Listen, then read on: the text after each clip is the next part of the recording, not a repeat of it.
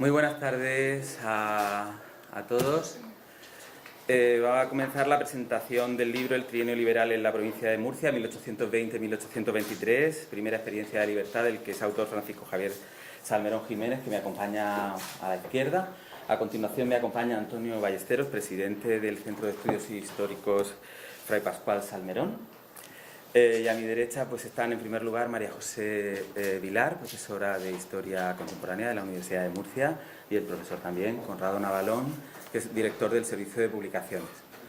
Yo soy José Antonio Gómez, un profesor de Biblioteconomía, accidentalmente desde hace unos días vicerrector de Cultura y Comunicación. Y nada más, espero no equivocarme mucho con el protocolo, puesto que no lo manejo mucho. Vamos en todo caso a intentar disfrutar un rato con lo que es la invitación a la lectura de una obra a través de las personas que se han implicado en hacerla posible. Bien, pues en primer lugar va a intervenir el director del Servicio de Publicaciones de la Universidad de Murcia, el profesor Conrado Navalón.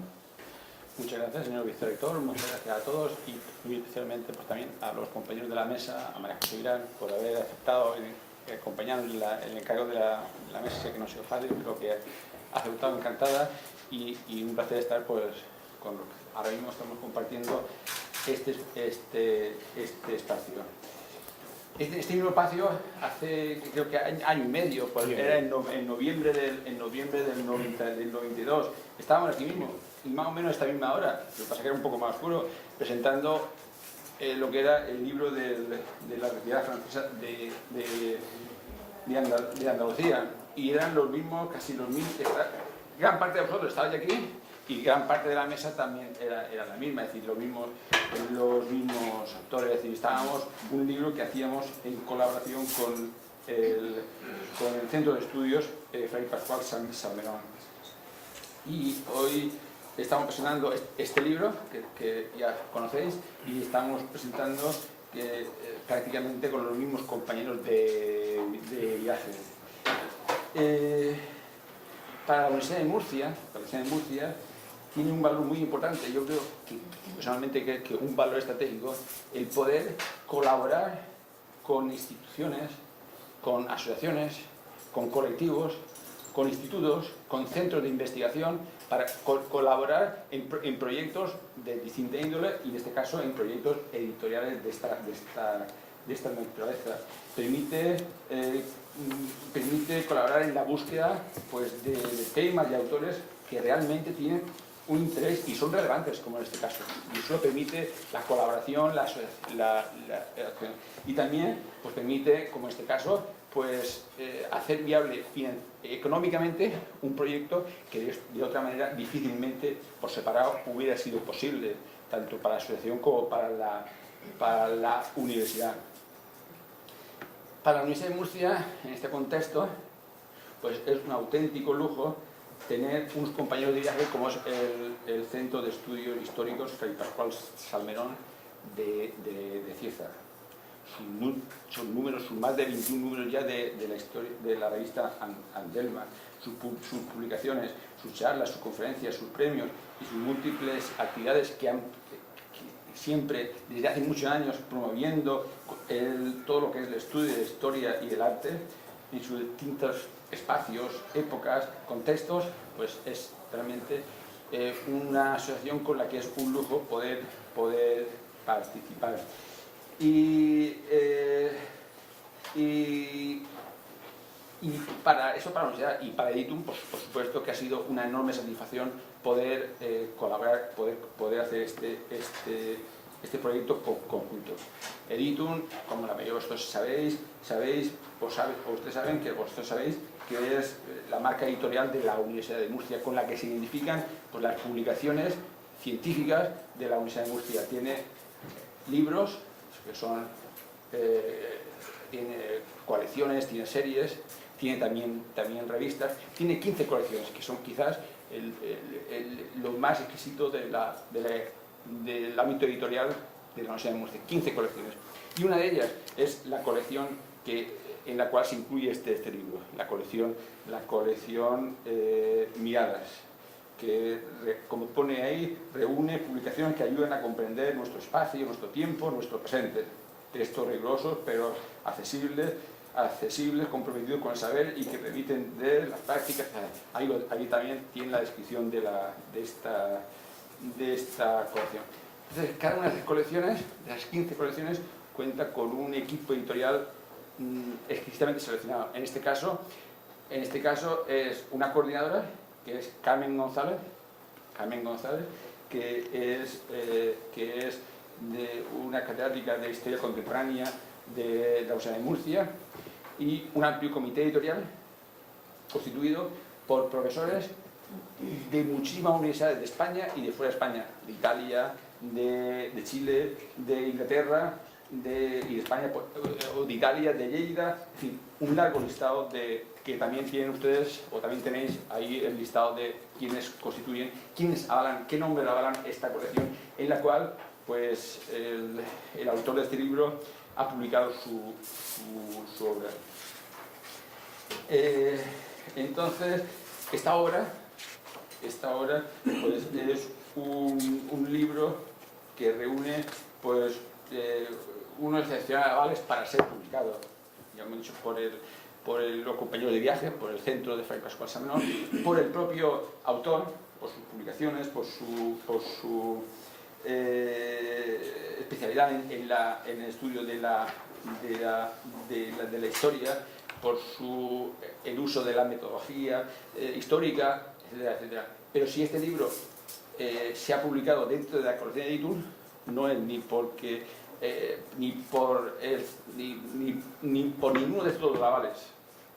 Si este libro es publicado es porque ha pasado un riguroso control de calidad, ha sido supervisado por dos revisores, y los dos revisores han dicho que es un libro que merece ser publicado, que es un libro que hace aportaciones sustanciales al conocimiento de una etapa fundamental de nuestra historia, un libro innovador, haciendo uso de una teoría y una metodología plenamente adecuada, empleando un lenguaje correcto, una obra muy importante para la divulgación histórica científica, un enormemente didáctico, una bibliografía actualizada.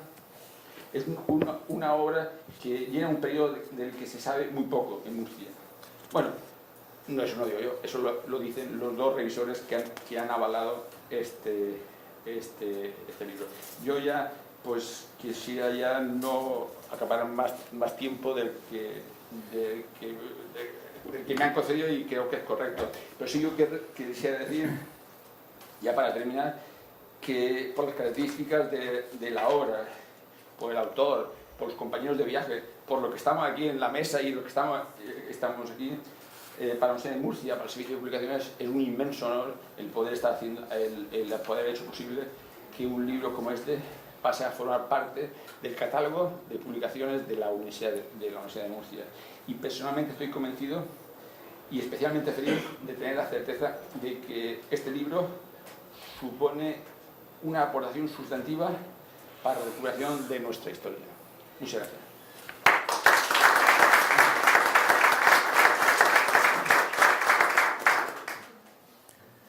Muchísimas gracias, Conrado. La verdad que da mucha alegría ver cuando habla alguien con tanto entusiasmo de una labor que se hace en la Universidad de Murcia. Yo creo que has hecho que el servicio de publicaciones pues que alcanzara unas cotas que nos hace sentir muy orgullosas a toda la universidad, ¿no? Y este libro está a la altura de la editorial y tal como la queremos situar, ¿no? Bien, el coeditor de la obra es el Centro de Estudios de Fray Pascual de Salmerón, y a continuación va a intervenir el presidente, don Antonio Ballesteros. Muy buenas tardes y muchas gracias por la oportunidad que me dan de dirigirme a todos ustedes. Yo soy el presidente del Centro de Estudios Históricos Fray Pascual Salmerón de Cieza, que, como Conrado ha dicho, pues entre sus actividades están las de intentar, luchar por mantener el patrimonio y por dar a conocer retazos de la historia de nuestro pueblo y de nuestra región de Murcia, que estamos juntos y que nosotros, pues, dentro de nuestra modestia, nos brindamos a colaborar. Lo hicimos ya con Paco el año pasado con el libro sobre la invasión francesa y ahora, pues con mucho gusto, lo hacemos también con el libro que nos va a presentar sobre el trienio liberal en la provincia de Murcia. Yo poco me voy a extender, aquí hay personas con mucho más conocimientos y saber y sapiencia que yo para hablar del libro, de las características y de las condiciones. Sí decir que estamos muy contentos de colaborar en un libro de esta categoría, de esta calidad, y como digo yo en el pequeño preámbulo que me han permitido hacer en el libro, aparte de ser un libro que tiene una riqueza documental histórica fabulosa, está hecho por una persona a que la mayoría de los componentes del Centro de Estudios Históricos Pascual Salmerón conocemos, apreciamos y queremos, como es Francisco Javier Salmerón. Pues muchas gracias.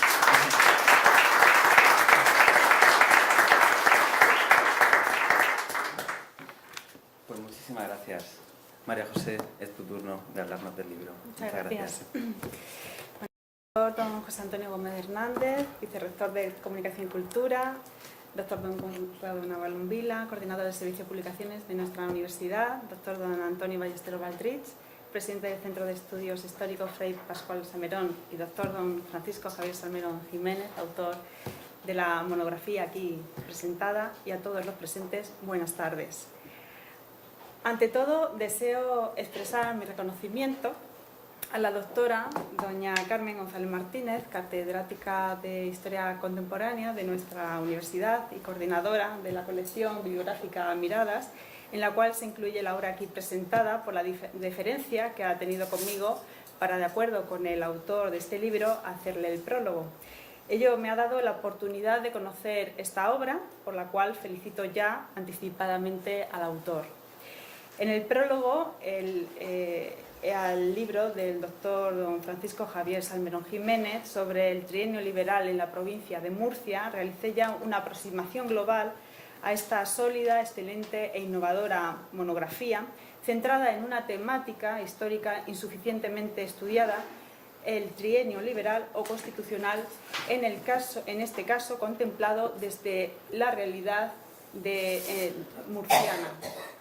Ahora quisiera insistir en lo que, a mi juicio, son las dos aportaciones básicas de esta obra.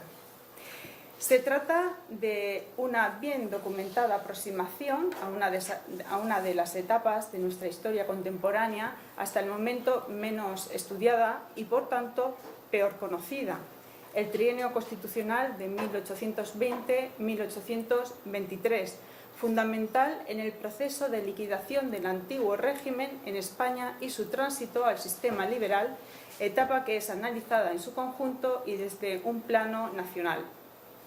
Pero el autor centra también su aportación y esfuerzo en el ámbito regional murciano, desde el cual contempla la realidad nacional y sus profundas transformaciones durante ese muy agitado periodo.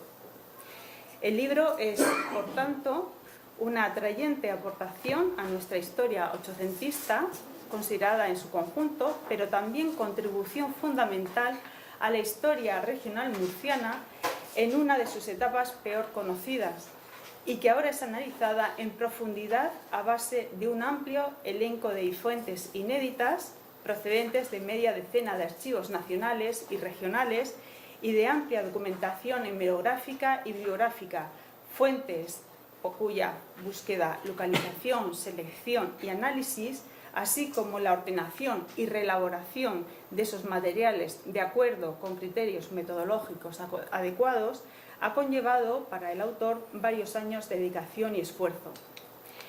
Los resultados están a la vista. Estamos ante un libro que es en sí mismo aportación novedosa y es significativa para un mejor conocimiento del trienio constitucional español, considerado en un plano estatal, pero también a la historia regional murciana durante ese periodo básico, con anterioridad apenas indagado y, por tanto, mal conocido.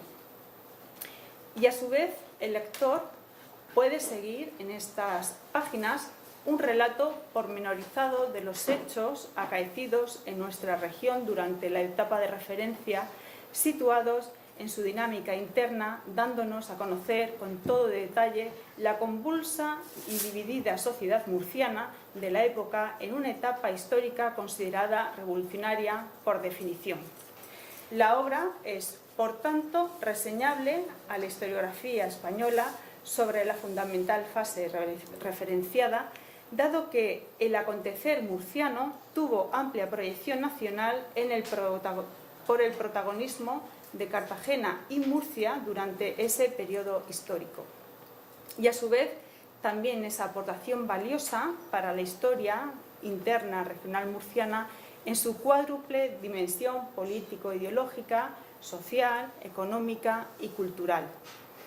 Por todo ello, estamos ante una monografía que ha de ser tenida muy presente en el marco historiográfico español referido a nuestro agitado, convulso y mal conocido siglo XIX. Así pues, quisiera cerrar mi intervención reiterando mis felicitaciones al autor de la presente obra. Muchas gracias.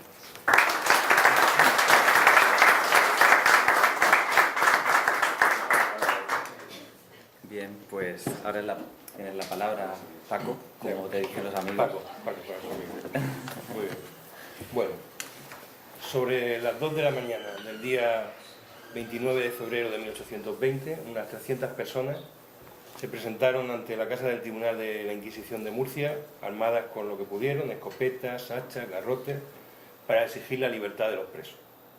Forzaron las puertas, penetraron la casa, destrozaron los muebles y llegaron hasta los oscuros calabozos, donde encontraron a unas 38 personas, presos de Estado, a los que vitorearon y les invitaron a salir. 2 de esas personas van a ser muy importantes en el devenir histórico de los años siguientes: el brigadier José María Torrijos y el magistrado Juan Romero Alpuente. En la conspiración participaron personas que contaban con capitales importantes: Trifón Nestor, Miguel Ángel Estárico, comerciantes de Murcia y en Cartagena, además de algunos nobles murcianos. Y en su núcleo encontramos a un complejo personaje, Juan Manuel del Regato, que ya en Cádiz aparece por primera vez como un político conocido, ligado a los liberales más exaltados de aquella ciudad, y que tuvo que salir del país cuando en 1814 Fernando VII regresó a España y volvió a establecer el modo absoluto de gobierno. Es complejo porque, igual que salió como tantos liberales, pero tuvo movimientos que eran extraños. Por ejemplo, un viaje a Murcia en octubre del 17, estableciéndose en casa del médico Serafín García, con quien volverá a relacionarse más adelante. Al menos desde julio del año 1819, sí podemos decir que José Manuel del Regato entró en contacto con el embajador español en París, el embajador de Fernando VII, que se llamaba Fernán Núñez. Declararía años después que lo hizo para hacer un gran servicio al gobierno de Fernando VII, descubriéndole los preparativos de un golpe que debería darse próximamente en el sur, más concretamente en Cádiz. Durante el mes de febrero, por tanto, de ese 1820, se había formado en Murcia un plan en el que intervino este personaje y algunos de los que he comentado, y que pasaba por sublevar la ciudad de Murcia en apoyo precisamente de las acciones que una parte del ejército expedicionario que estaba en Cádiz, una parte del ejército expedicionario que estaba en Cádiz esperando el que hubiera de una vez barcos y capital para poder ir a América.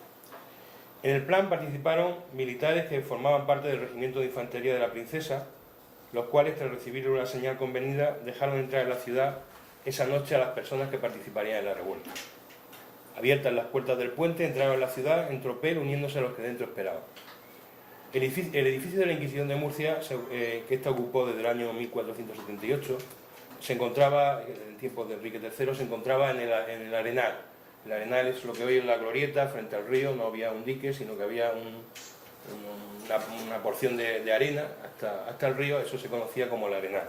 A la altura más o menos de donde está el Puente Viejo, allí se encontraba, a la otra parte, se encontraba este edificio de la Inquisición. Una vez que lo abrieron, el siguiente paso fue buscar a las autoridades municipales e intentar que se proclamara la Constitución. Una vez a quien llevaron a Torrijos como en triunfo, decían, y bueno, rápidamente hicieron un intento de una proclamación ese mismo día de la Constitución.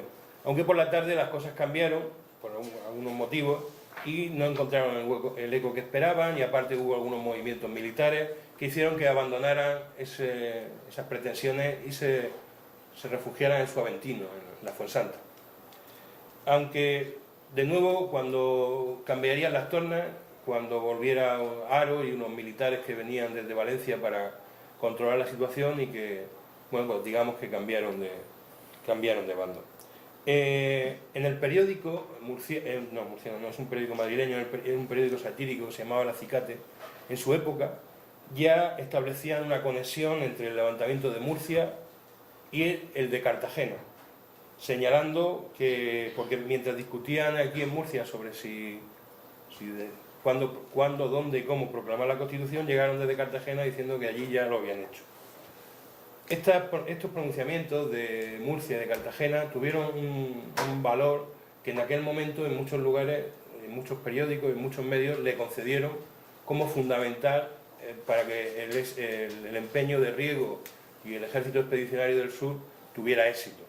Decía un periódico de aquella época: cuando el héroe de las cabezas, es decir, Riego, se le creía acabado, cuando se suponía tan fundadamente a los valientes de la isla en el último apuro, y antes de saber si poder esperarse el movimiento de Galicia, Regato decidió a unos pocos heroicos patriotas asaltar a la arena y luchar contra la tiranía, aunque fuese sin esperanza de vencer, a ver si se distraía la atención del despotismo y se animaban los que combatían en San Fernando y los que se disponían en Cataluña y otros puntos. Por tanto, este acontecimiento tuvo una importancia nacional que la bibliografía en general no lo ha reconocido. Haro, el general que mandaba la fuerza militar, que había llegado desde Murcia, decidió reunir en sí todos los mandos militares, delegó el político en Romero Alpuente, magistrado al que acabamos de ver salir de los calabozos de la Inquisición, y unió a todos los cuerpos militares y le entregó el poder militar a Torrijos, que a su vez contactó con Cádiz para que pudieran disponer de toda la fuerza militar de Murcia, Cartagena y Alicante. Y finalmente, el día 12 de marzo se celebró en Murcia, con vivas a la religión, a la Constitución y al Rey, la entrada en vigor del texto constitucional aprobado en Cádiz 8 años antes. Aunque, como hemos apuntado, estos hechos han pasado casi inadvertidos, diríamos, hasta ahora en los análisis y reconstrucciones realizadas, aparte de vagas referencias como Torrijos estaba en Murcia. Nuestro propósito inicial era entender algunos documentos sobre este periodo que no tenían contextualización, como la proclama del general Haro el día 11 de marzo, con el título murciano en el que se dirige a estos como ciudadanos. ¿Qué querría decir eso? Nuestra curiosidad intelectual nos guió luego por un periodo frenético de nuestra historia, buscando las respuestas a las preguntas que nos formulábamos, respuestas que generalmente traían más preguntas para resolver. El deseo de conocer cómo vivieron nuestros antepasados la primera experiencia de libertad y cómo se truncó esta nos ha guiado en la búsqueda de documentos todavía no leídos o no interpretados, y en los estudios parciales ya realizados hasta conseguir exponer, hemos intentado, un análisis de conjunto sobre un periodo en el que las expectativas vitales eran muy amplias, tan amplias como el salto histórico que se proyectaba. Las expectativas eran tan elevadas que en poco tiempo después un periódico murciano incluiría una composición poética en la que el río Segura parece en el Nilo por virtud de los cambios políticos producidos. Ese Segura hermoso como el mismo, que llevaba tan solo en sus corrientes lágrimas de murcianos arruinados y de sus viejas chozas los despojos. Miradle, sí, miradle. Es otro Nilo ya el que del abismo de la miseria saca a los vivientes de esa huerta que tiempos afortunados... Bueno, continúo. Porque en la mayoría de municipios murcianos, acompañado a estas acciones, ¿no?, al éxito que habían tenido esta revuelta, en muchos lugares fueron aclamados. Por ejemplo, en Cejín se buscó algunos componentes que habían sido la lápida de la Constitución, que se había hecho en jaspe y que había tenido alguien escondida durante 8 años para que nadie la... pero a la misma vez, muchas personas que vinieron a Murcia el primer día de Pascua de Resurrección, con objeto de celebrar, y se hicieron grandes celebraciones allí junto al río Segura, muchos lo que hicieron fue llevarse la comida que pudieron encontrar a su casa, porque la situación económica que se vivía, que se experimentaba, coincidiendo con estos cambios que estamos anunciando, que estamos comentando, era muy mala, tan mala que el Ayuntamiento de Cieza, ese mismo día, a la vez que se hacía eco de los sucesos de Murcia, se refería a la miserable y crítica situación del pueblo.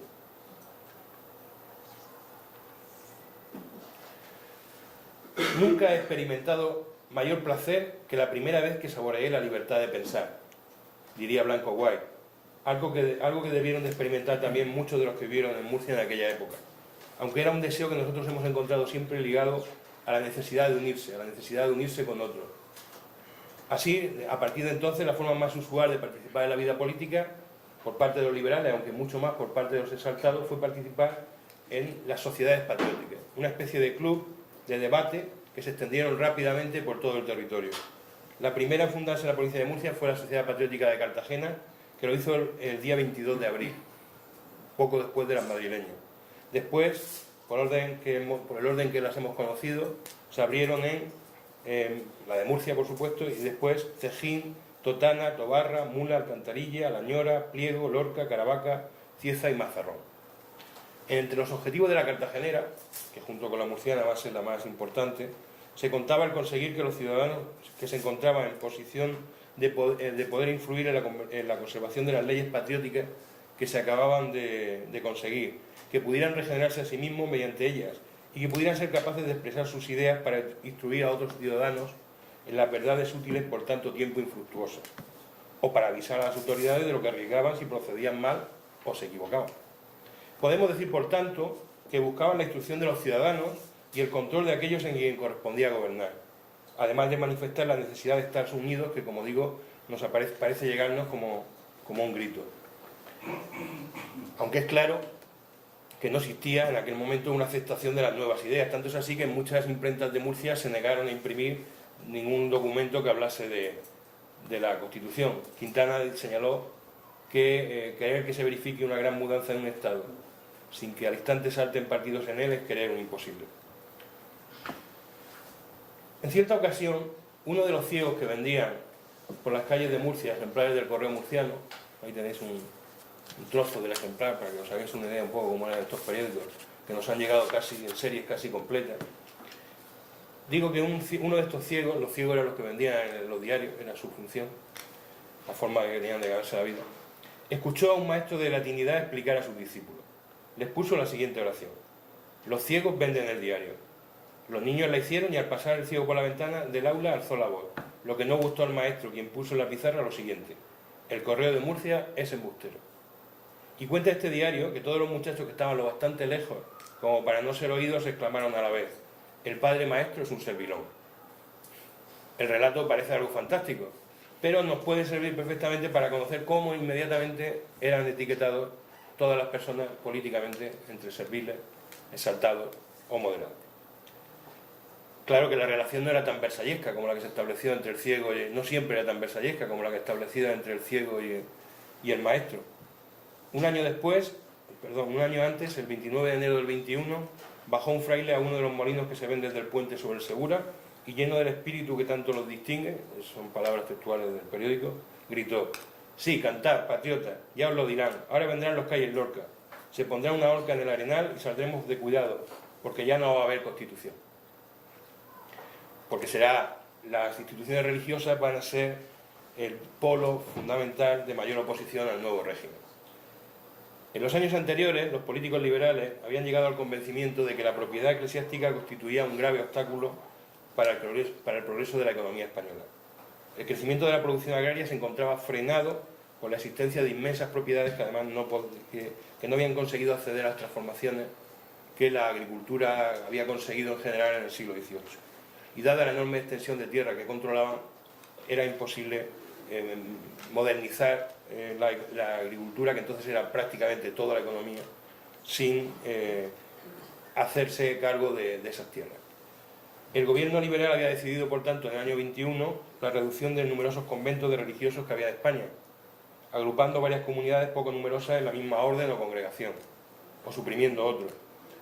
Tengamos en cuenta, por ejemplo, que en el año 14 solo quedaban 3 frailes ermitaños en el ermitorio de Nuestra Señora de la Luz de Murcia. Bueno, en el libro aparecen todos los conventos, todas las instituciones religiosas que se suprimieron. Bueno, eso va a hacer que la Iglesia se oponga. Además, se redujo el diezmo que cobraba la Iglesia, aunque solo se hizo la mitad.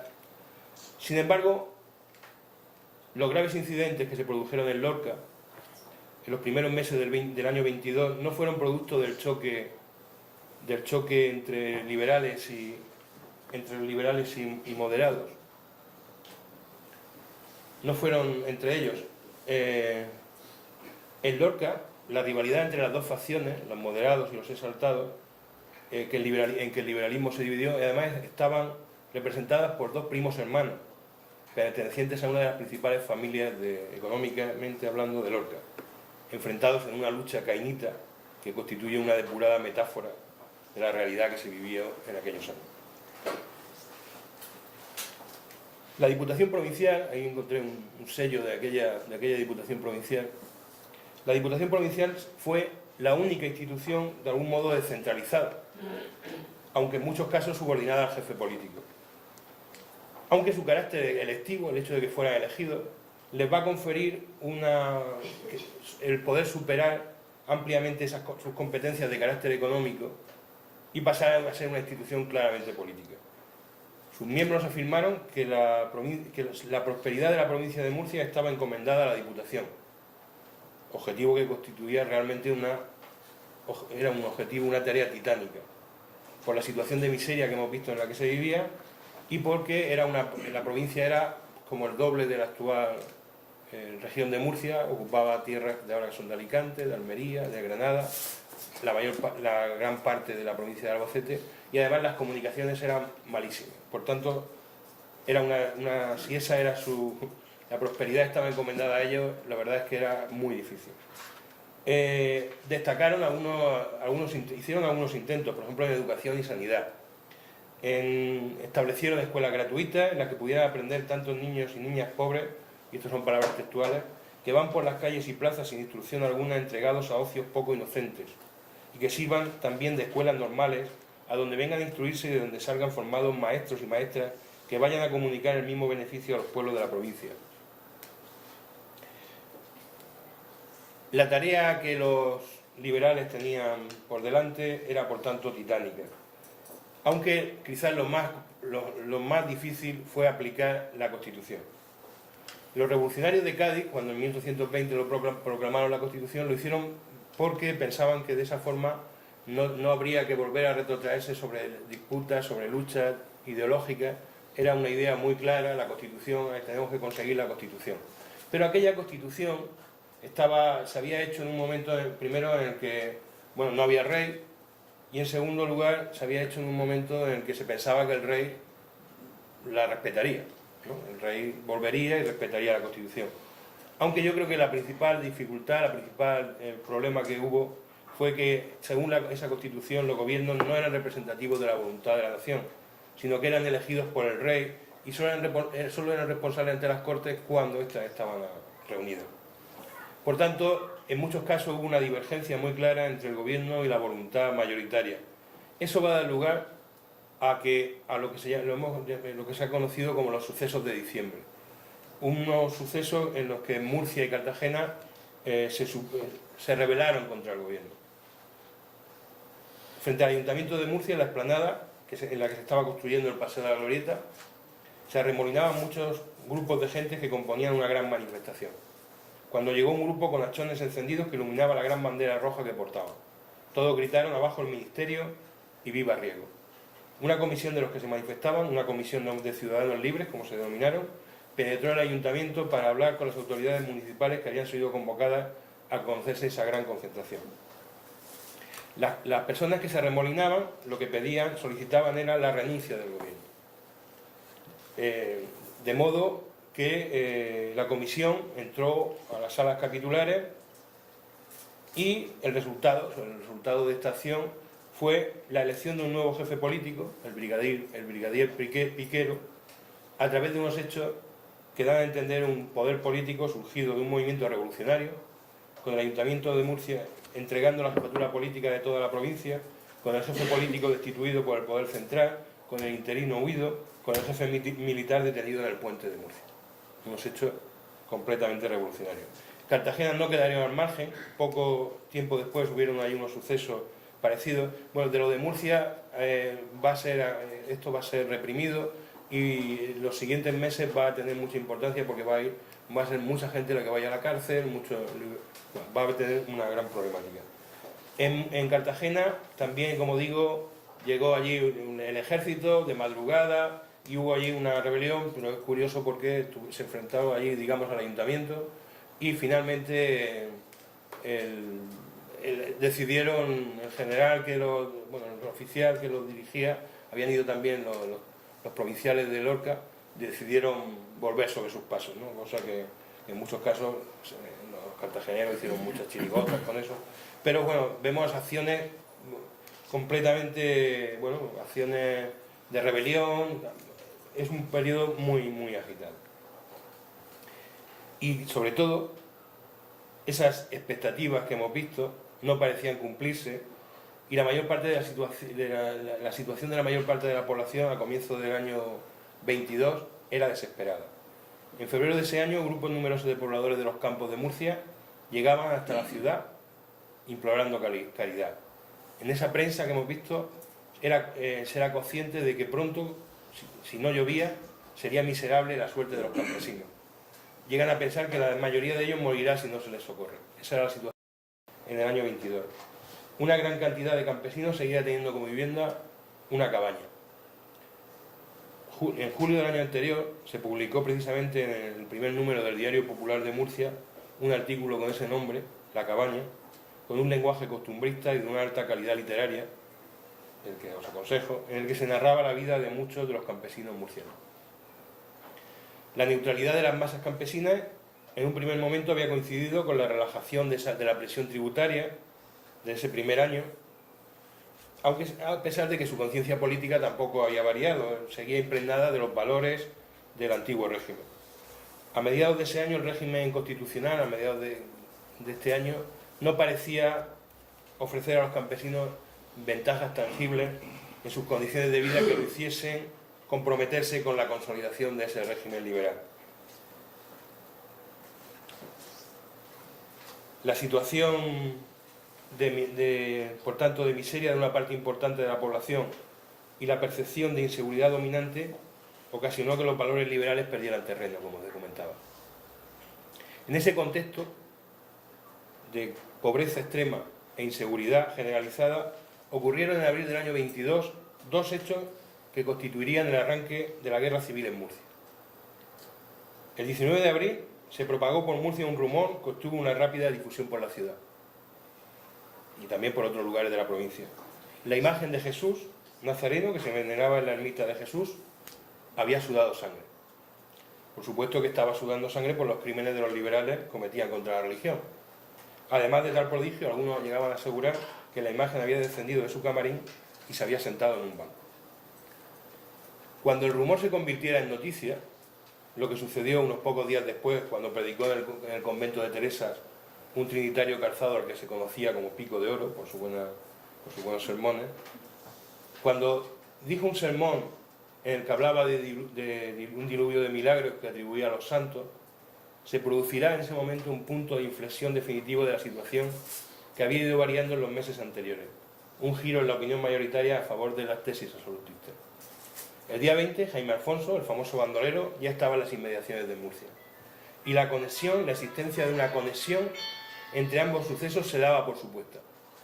El milagro y la aparición del bandolero Jaime, protegido por los absolutistas de Murcia, que habrían ideado la superstición, se suponía en muchos lugares. Supondría, por tanto, este acto el comienzo de una guerra civil en el cual los realistas nunca estuvieron en disposición de ganar, ni en la zona de Murcia ni en el conjunto de España, a pesar de que en la provincia de Murcia hubieron dos acciones importantes, sobre todo el levantamiento de Orihuela, el levantamiento realista de Orihuela, y la toma por parte de los realistas de la ciudad de Lumbreras. Esa imposibilidad de ganar la guerra fue lo que hizo que una parte de los que, la parte de aquellos que no querían que se consolidara la opción liberal, la opción constitucional, va a hacer que miren hacia Francia. Miren hacia Francia y será esa mirada, esa llamada, lo que haga que vengan los 100.000 hijos de San Luis. Esa tropa que atravesó la península y al contrario de lo que se esperaba en muchos pueblos, los de Murcia, aquí en Murcia se hizo un esfuerzo económico de la gente para conseguir soldados, vestidos, armados, se fue a comprar armas a Gibraltar. El esfuerzo fue tremendo. Sin embargo, contra todo pronóstico, el ejército español prácticamente, salvo alguna excepción, no le hizo frente. Con lo cual, muy pronto, llegaron hasta Cádiz, a donde el rey había llegado contra su voluntad. El rey había ido hasta Sevilla, más o menos voluntariamente, y contra su voluntad de Sevilla a Cádiz. El objetivo era la liberación y prácticamente no encontraron ninguna... Bueno, la oposición militar que encontraron era muy pequeña. Algunos militares como Torrijos, del que hemos ya hablado, lo intentaron. Su renuncia de Ballesteros a presentar batalla ante los franceses hizo que Torrijos tuviera una discusión fortísima con él y vino hasta Cartagena a tomar cargo de lo que quedaba o sea, como jefe militar de la zona. En realidad, cuando él llegó, lo que pudo hacer es defender, quedaban Cartagena, Alicante y Peñíscola. Él se llegó hasta Cartagena y asumió la defensa de esa ciudad. Una ciudad en la que se encontraban Romero Alpuente y López Pinto, a los que hemos visto reunidos antes tras unos muros, antes los de la Inquisición, ahora las murallas cartageneras. La defensa de Cartagena durante algunos meses, después de que los franceses tomaran Cádiz, se hizo a costa del sacrificio de la gente de la ciudad, de los militares que allí vivían, de los murcianos que habían llegado, como toda la Diputación, que quiso llevar allí una normalidad que era imposible. Y a los muros de Cartagena llegó también Regato, aunque ahora desenvolviéndose dentro de una personalidad distinta, como portador de la oferta francesa de rendición que había de entregar a Torrijos, en lo que constituye una pirueta de la historia. Porque el ejército de Molitor, el ejército francés, ya había ocupado Murcia el día 5 de julio, entre la alegría de los realistas. Se instalaron en Murcia y Torrijos llegó a Cartagena un día después, tomando el mando de varias tropas y dirigiéndose durante esa misma noche hacia Murcia, aunque rápidamente tuvo que volver al ver que ya los franceses la habían tomado. Cuando Torrijos conoció la llegada de Riego a Málaga, le pidió también que fuese hasta Cartagena por la costa, ofreciéndole salir a apoyarlo. Le cedería el mando y comenzarían juntos la campaña contra los franceses. Sin embargo, Riego no aceptó la propuesta y se limitó a enviar caudales y documentos que nunca llegarían a Cartagena. A partir de ahí, Cartagena se convirtió en una especie de atalaya desde la que veían cómo los realistas iban cometiendo una represión importante por los distintos pueblos, pero poco a poco tuvo que limitarse a la defensa de Cartagena, una Cartagena que era difícil de batir por mar, aunque por tierra no era demasiado fuerte. El objetivo de Torrijos no era solo defenderse, el objetivo de Torrijos no era solo resistir, sino también presentar batalla. Hizo unos planes para volver a recuperar España, o sea, volver hacia Valencia, Aragón, o sea, tenía una serie de planes. Pero, en esa situación, el general Vicens, el general francés, llegó hasta Cartagena el 7 de agosto y se entabló una batalla en las puertas de Cartagena que terminó con la victoria de las tropas españolas, las tropas de Torrijos, con lo cual las tropas francesas tuvieron que retirarse. Pero fue un éxito momentáneo. Torrijos, una vez que Cádiz había caído, él presentó su dimisión, aunque lo nombraron, ahora ya no como militar profesional, sino popularmente, no tenía realmente posibilidad de resistencia. El día 21 de octubre, en la casa del comandante general, se reunió una recién formada junta de autoridades y jefes para debatir la respuesta que debía darse. La certidumbre de la derrota había hecho suponer, se había hecho valorar que España no podía sacar, según sus palabras, ningún provecho de su sacrificio, que con seguridad sería la muerte. Pensaron que el sacrificio sería por tanto inútil y mejor sería preservar las dos ciudades, Murcia y Alicante. y en palabras de Torrijos, conservar nuestras vidas para inmolarlas en el altar de la patria en el primer momento en que las circunstancias y la conveniencia nacional lo exijan. Todo un presagio, conociendo su muerte en las playas malagueñas unos años después. El día 2 de noviembre se reunió la Junta por última vez y decidió hacer una votación en la cual el resultado fue la rendición.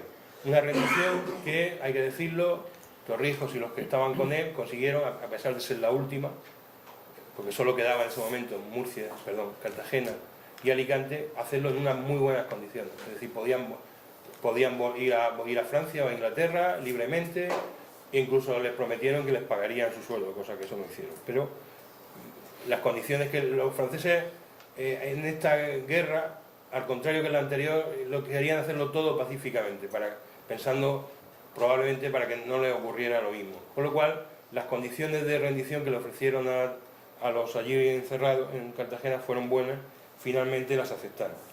Este episodio, el episodio de Cartagena, apenas se ha tratado y creo que es importante porque tiene una importancia histórica, pues, no solo a nivel regional, como veis, sino a nivel nacional. Bueno, pues hasta aquí he intentado una apretada síntesis del contenido del libro que hoy presentamos, una síntesis que necesariamente esconde todos los matices que contiene y a cuyo descubrimiento os invito. Y quiero dar las gracias a la universidad por acoger la investigación y por la posibilidad de poder compartirla, y gracias a la Asociación Fray Pascual Salmerón por su apoyo y por su afecto. Y gracias a todos por compartir esta tarde con nosotros. Muchas gracias.